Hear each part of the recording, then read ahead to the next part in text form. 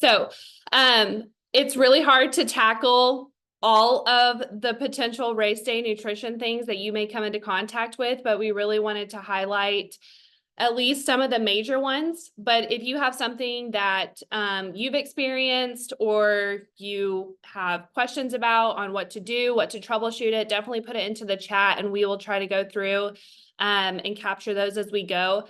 And then coaches, if y'all have any, relatable feedback on anything, feel free to pipe in and we will just get started from there. So we did kind of put together a little bit of a presentation for us to walk through. So race day nutrition Q&A. So it's obviously very hard to test everything in training. And a lot of these things you really hope actually you don't have to test them in training. So that's why sometimes it can be hard to troubleshoot it whenever it actually comes to race day. So, again, thought it'd be a good opportunity for us to talk through these things. Since in training, hopefully, you're not cramping and you're not bonking and all of those things. But if it happens, we have a strategy in place when the day comes.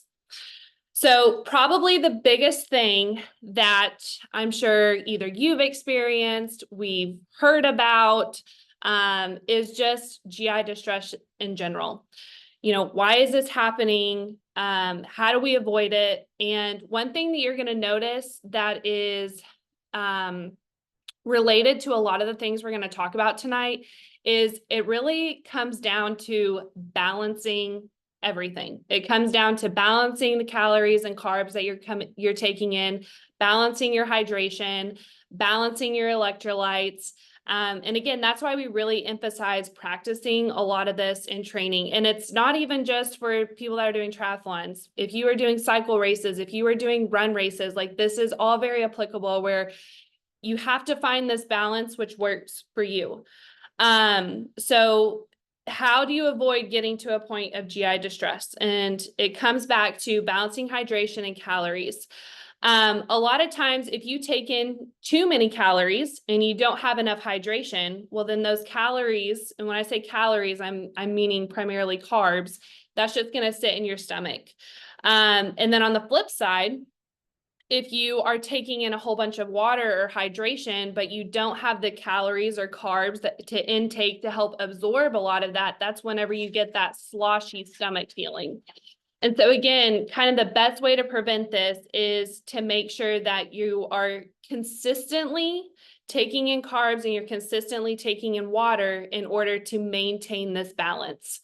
And then another strategy that I do this in races, and I know that a lot of y'all do this as well, is kind of drip feed. So rather than all at once taking in a whole bunch of calories or all at once taking in a whole bunch of water, you're kind of consistently just taking in something, all the time. And that is a good way to kind of help avoid just ever having this giant load, whether it be water and electrolytes or carbs just sitting in your stomach, which can lead to that GI distress kind of rearing its ugly head. Mike, do you have anything that you want to add to that? No, that's perfect. Awesome.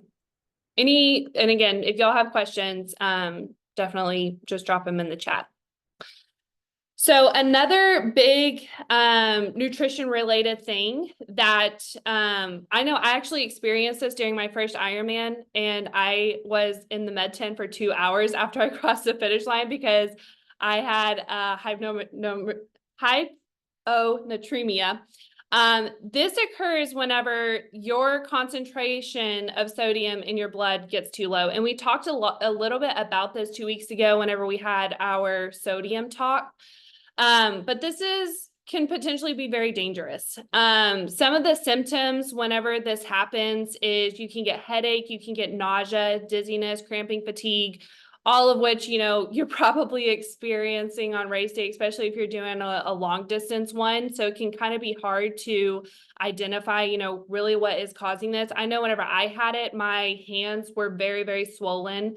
That was one thing. I also had a lot of numbness in my face. And so you kind of just have to be aware of, hey, this does not feel natural. This does not feel right as you are going through your troubleshooting.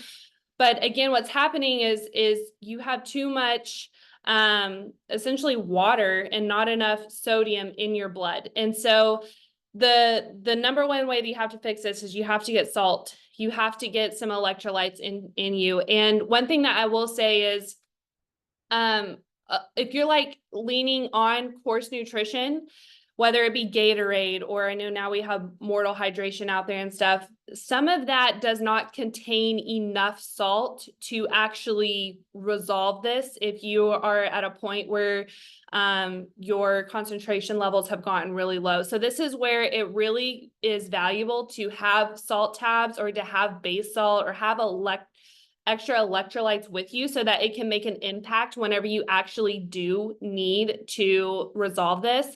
One tip, and Natasha's talked a lot about this, if you have the salt tabs, which are like the pills, that's what we're talking about when we say salt tabs, is you can actually just kind of put it in your mouth and break it open with your teeth, and that is a quicker way for it to get into your system.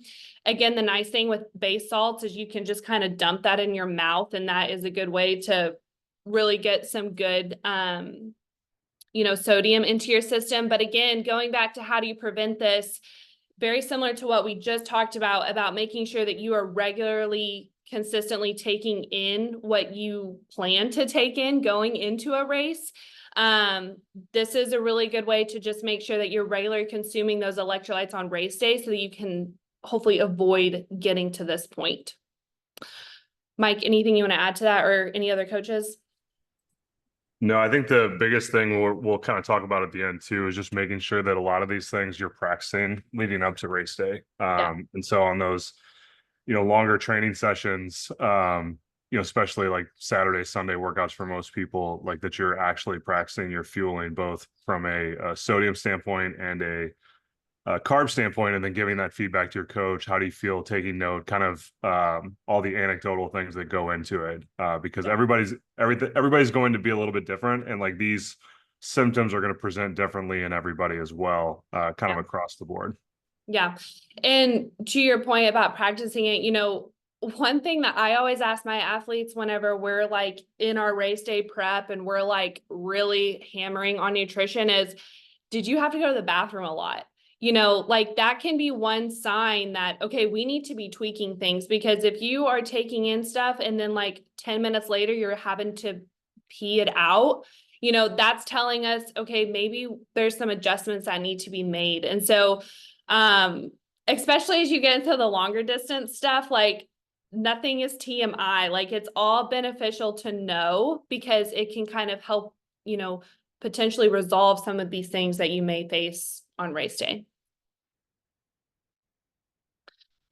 Okay, so how do I feel with what is on course? This is something that I think a lot of people have experimented with. You have to definitely test this in training, and a lot of races will post what they have, whether it be a triathlon or any other type of race.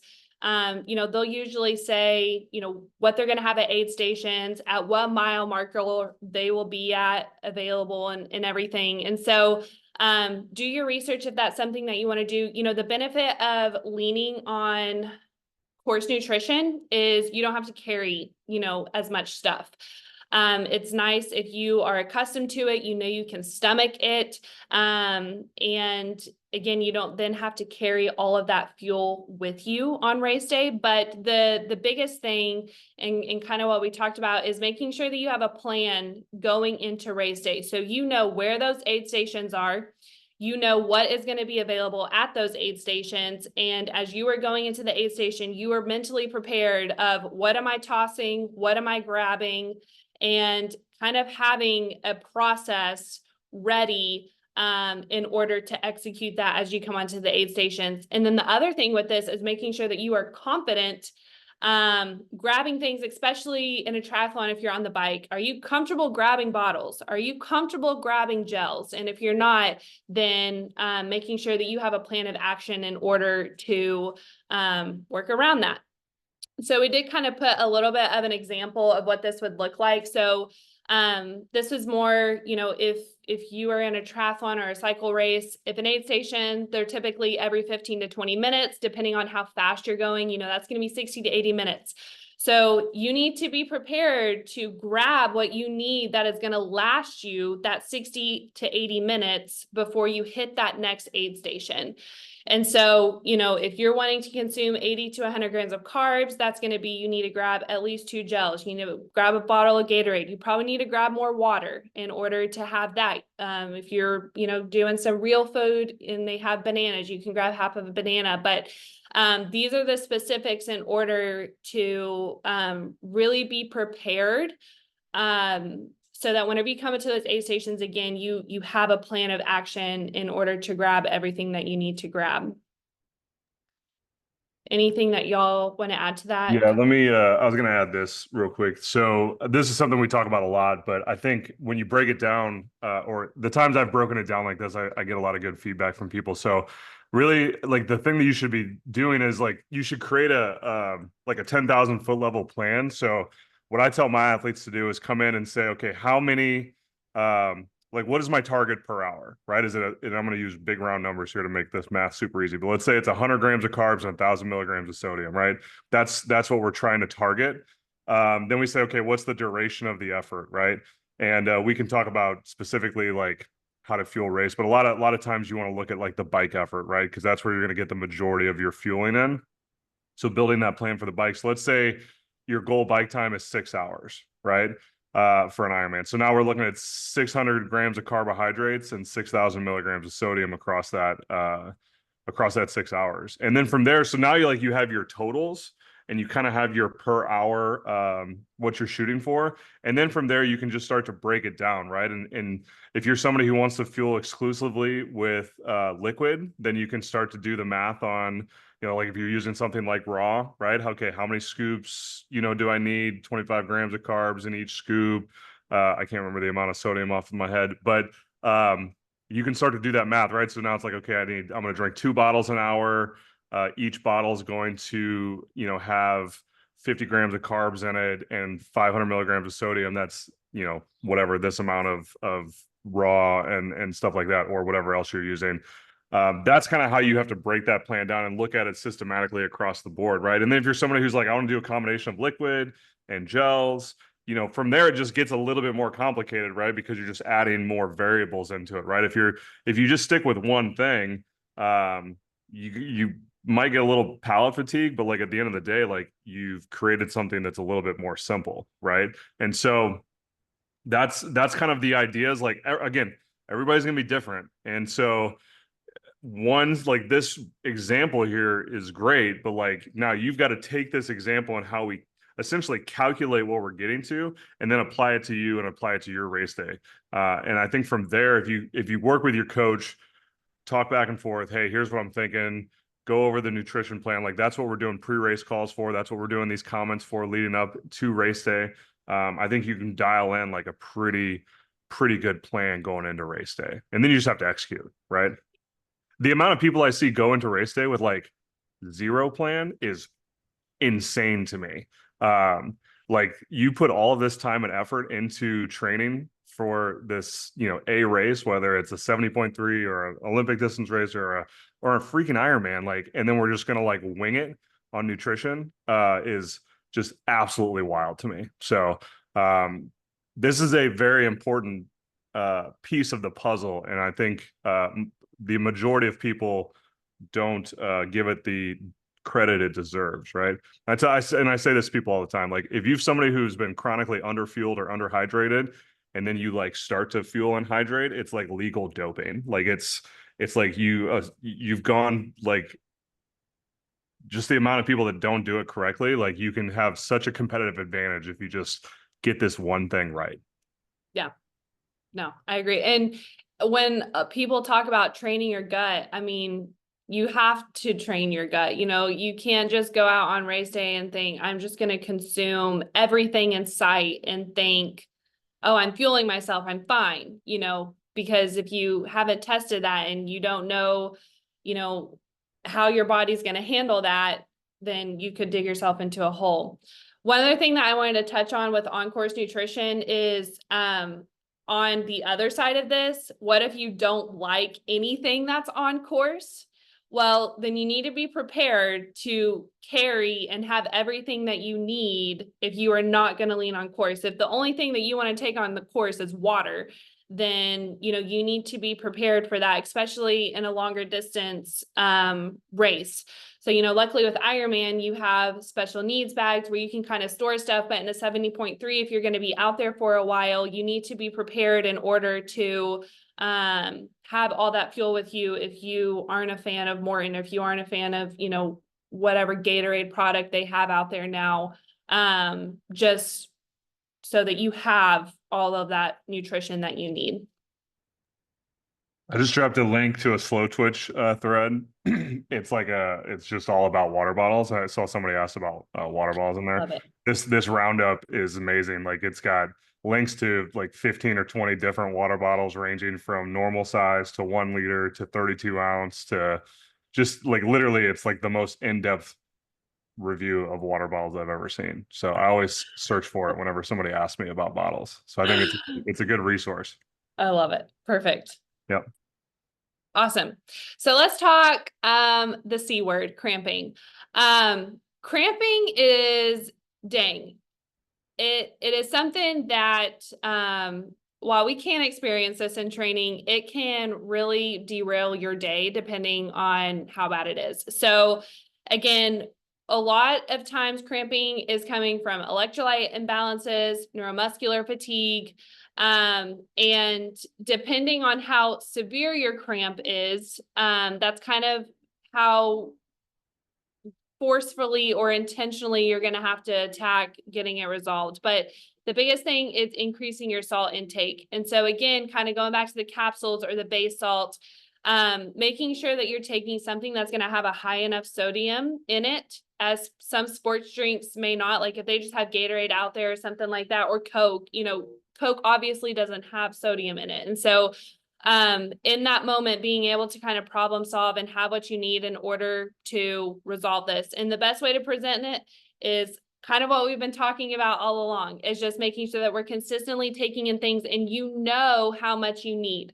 Again, 2 weeks ago, whenever we talked about the sodium, we talked about Levelin testing, and we talked about, making sure that how much sodium you are losing, on how hot it is or how intense it is or how humid it is. All of those things are going to affect your sweat rate and how much sodium you're ultimately going to be losing throughout the day. And so making sure that those numbers, to really help resolve this issue. And I know Natasha said this, I know I've experienced this, is whenever I found out how much I needed, I'm a pretty heavy salter. I need 3,000 milligrams. That's how much I lose. And so that's pretty high. And so making sure that I am staying on top of my salt on the bike to kind of help in a way preload me on the run, because on the run it's very hard to take in 3,000 milligrams of sodium. And so that is a good strategy that I've done in the past, is if you are a heavy salter on the run, you can kind of preload a little bit on the bike as you're coming in, but again, making sure that you have what you need in the event. In that moment, if you start to cramp, what can I do to help resolve that? Mike, do you want to add anything onto that? No, I think that's good. Again, just be aware of, where you're presenting, right? Like, your body, right? If you, I always knew when I started to cramp in like my forearms when I was running, that was like the first thing that would start to cramp. And so then I know something bad was coming if I didn't do anything about it. So, yeah. I feel like everybody does kind of have like where they cramp. Like for me, I always cramp to my quads just because that's just where I always cramped at. But it is interesting. Everyone kind of has like their space in their body where they're like, oh crap, it is coming on. yeah. Okay, what do I do if I start to feel sick? So again, this is something that hopefully you don't experience in training. And if it does happen on race day, one thing that happens whenever you are working at an increased intensity or really for a long duration of time is that blood flow that's happening to your gut really reduces, and it starts to go to your muscles. And so that is a lot of times why nausea can set in, why our stomachs can start hurting as well, is just because we have decreased blood flow in our gut. And so if we continue to fuel, and we're not taking in water, we're not taking in electrolytes to help resolve that, that can lead to nausea and sickness. Sickness being you may just vomit, or it could happen the other direction, depending on your day. But kind of what I recommend, and coaches, y'all feel free to jump in if you have other tips on this, but I will, first off, you need to slow down, especially if you're sick and you kind of have like that bile feeling in you. Just slow down your pace. Don't be a hero. Take a few sips of water is the first thing that I would recommend too. Let your stomach settle, usually 15 to 20 minutes or so. If you can slow down your pace, take a few sips of water, that can kind of help settle your stomach a little bit, and then gradually start to get back on track with your fueling and hydration. This kind of goes back to that drip feeding comment that we made earlier, where I've done this in like longer run races too, where rather than taking a massive gel all at once, is I'll just open a gel and just like kind of sip on it essentially as long as I need to. So I'm still getting something in, but again, I'm not just taking in something all at once that can get us back to square one where we start to feel sick again. So again, that's kind of what would be my advice for getting sick. Mike or any other coaches, do y'all have any advice? Yeah, I think the feedback I get from a lot of people, especially when we start recommending this amount of fuel, this amount of carbs per hour, milligrams of sodium per hour, the feedback I get is like, oh, well, I can't like process that amount. And that is false. You can, I promise. The problem lies with nutrition. There's three pillars to it, right? Proper nutrition. And we've gone over them here, but it is carbohydrates. It is, I'm going to say sodium. I'm not even going to say electrolytes because the other electrolytes really don't matter very much. But sodium and water, like liquid. And if one of those three things is missing or very far out of line, then you are going to have issues and you are going to get sick. It's not the amount that you're doing, it's that one of those three things is not in line with where it needs to be. And typically where we see this happen more often than not is when somebody goes to highly concentrated bottles, right? So a lot of sodium, a lot of carbs, and a small amount of liquid. Okay. And so now what we've done is we've taken the amount of fuel that we want to have, the amount of electrolytes we want to have, and we put it into a small amount of liquid. And now we've just reduced one of those pillars, which is water, liquid. And that's where that now is not in line with where it needs to be. And so that's where you're going to get sick. You're going to get nauseous. You potentially could have diarrhea. Like those things are the things that are going to happen. Where I found most like anecdotally, like 9 times out of 10, it's that we're not consuming enough water. And so that's the thing that you've got to stay on top of, especially if you're moving to concentrated bottles, because you got to remember, like if you're putting in 10, 15 scoops of something, into a bottle of water that's maybe 30 ounces, right? The osmolarity of that liquid is going to change, right? It's going to become very, very thick. Just like if you were to go out and all you fueled with were gels and like you didn't drink water, like you're going to get sick because like that gel is isotonic, right? And so that's where we want to make sure that we are, again, we're hitting all three pillars of this thing. And so that's anecdotal, trial and error. A lot of times is how you can figure out, okay, today I did 40 ounces of water an hour with, these carbs and sodium or whatever. I didn't feel great. Like maybe let's push it to 50 or whatever, you may need to do. So again, it goes back to that feedback with your coach, communication, trial and error, like all the things that go into it to really nail this thing come race day. Yeah. And one thing that I would say, which we don't really have this time of year, but if you're doing like a fall marathon or something like that, If it's cold outside, that can really stunt your thirst. And so again, that's why having that strategy and sticking to it, especially because, you know, if you're doing a marathon, you're taking in gels, but you're not thirsty because maybe it's cold outside.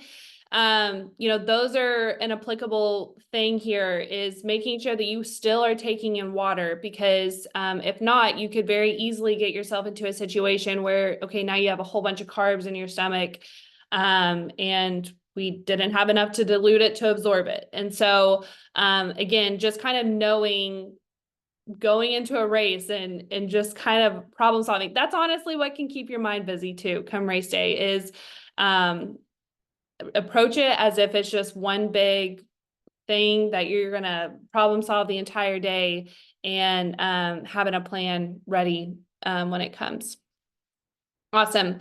So now we've kind of talked a lot about race day. This last thing is preloading nutrition. And so this is an interesting concept that I actually had a conversation with another coach, is preloading nutrition on the bike for the run. So this obviously is greatly going to depend on the distance of the race that you're doing. You know, if you're doing a shorter distance race, maybe a sprint or Olympic, it's more easy to take this approach of, okay, I'm going to front load fuel on the bike and taper it off on the run, because the run off the bike is so very short. But definitely as you get into a 70.3, 100%, as if you get into a full distance Ironman, this definitely is not going to be advisable, because you're going to need that fuel, especially if you're going to be out there for a while on the run. And so this is something to talk through with your coach, you know, talk through it on those longer brick sessions that you have on Saturday. If you are, you know, kind of specializing in sprint and Olympic distance, just so that you can test this. Again, this will be, you know, something that you want to practice before you just go out onto race day and try to wing something like this. Okay, and last thing is recovery. So there's two things that you really want to prioritize post-race. The first thing is refueling.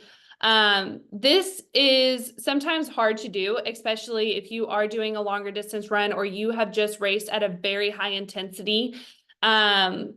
Sometimes I have gotten, and I know some of my athletes that will get this too, which I like to call it tempo tummy, to where like you've just raced or you've really just done something at a very hard effort and your stomach is upset and you need time to let that settle. And so if that is the case and you're not able to have like a full meal, I had a conversation with somebody at 70.3 Boulder. I think that Ironman should have like a smoothie bar after their race in their athlete tents, or big races should have that, because if you're able to drink some calories, or you're able to kind of drink something that has good carb and good protein in it, which I think a smoothie is one of the greatest things for this, you know, that's a good way to get something in. But the two main things that you want to prioritize for that refueling meal is carbs and protein.